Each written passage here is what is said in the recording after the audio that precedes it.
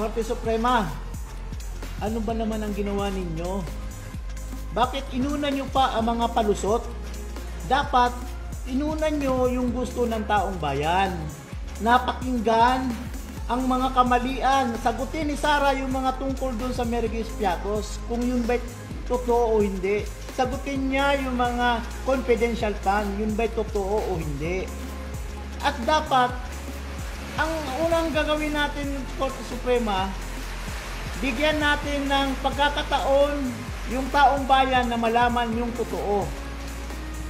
At dapat, ang katotohanan ang manaig dito sa pagkakataong ito.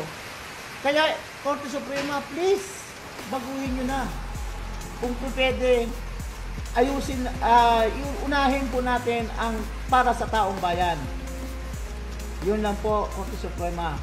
Please, baka po ay pagkakataon pa. Huwag kayong garapal, Korte Suprema.